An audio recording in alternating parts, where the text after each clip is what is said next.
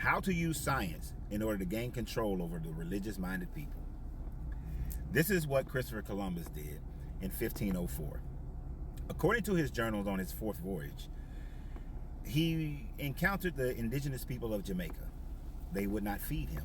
They did not provide provisions. So Christopher Columbus decided to use the March equinox to suggest that if they don't provide provision, this is a sign that their God, his God, is going to punish them, that his God is mad at them, and he predicted this lunar eclipse. And the people bought it because the people didn't have the knowledge of lunar cycles in that particular part of the world. Now, a lot of people, I know you're going to start saying that no, don't believe everything you hear, don't believe everything you see. Just because Christopher Columbus wrote it, he probably shot him and killed him, or so on and so forth. Although he was an evil-ass dude, you have to recognize that not every indigenous tribe calculated astronomical events.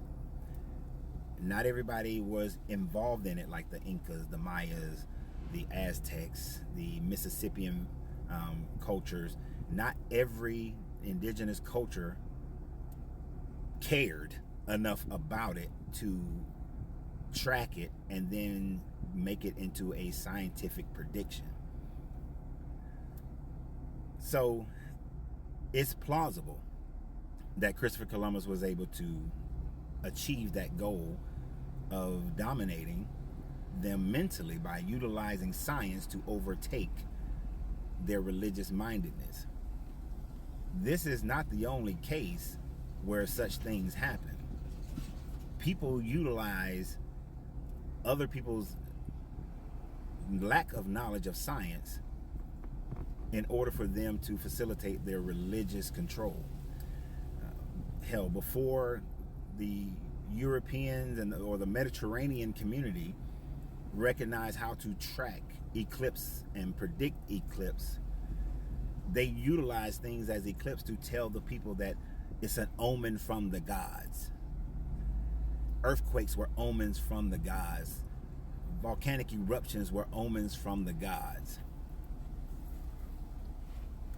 So in everybody's history, there was a time frame where that was the norm.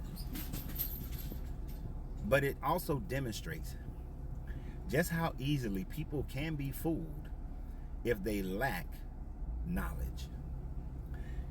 People, believers of the Bible, like to scream out that my people will perish for their lack of knowledge.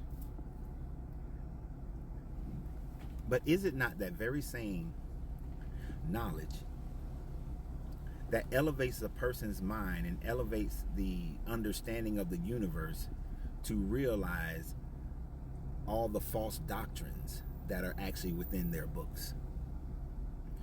I remember what one professor was trying to suggest, that the reason why the Exodus was able to happen, all the plagues in Egypt, was because of a volcano that erupted in the Greek islands. I think in one that starts with an S, just skipped out of my brain right now. That volcanic eruption and its dust cloud would have blotted out the sun.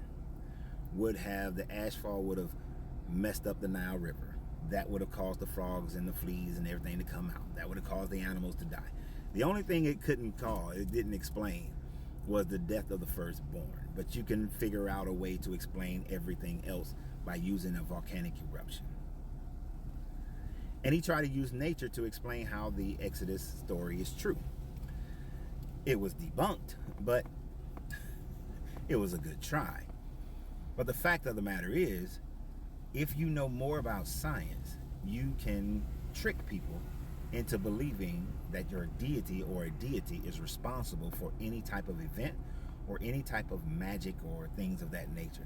Imagine if David Copperfield went back to the 1500s, or I forgot the boy who does it now, who's so famous about it. With their knowledge of science and illusion, they will be able to convince the world that they are a messiah, that they are magical, that they are endowed by a god. And this was not uncommon for people to do such things. There's a book, I forgot the name, the author of it, but it's called something like Jesus the Magician. the magical Messiah, where if you know enough about science beyond the average person, you can trick the masses into believing that you have a gift from God or you're endowed by a God. So do I doubt that Columbus would have had the capabilities of doing this? Do I doubt that many of the Caribbean tribes weren't paying attention or didn't care about solar movements and lunar movements? Sure. It's very plausible. But just always be aware, when somebody claims something has magically happened by a deity, by the performance of a deity, there is always cause and effect. And the causation is never some deity. The only ones that people give to a deity are the ones that they cannot explain.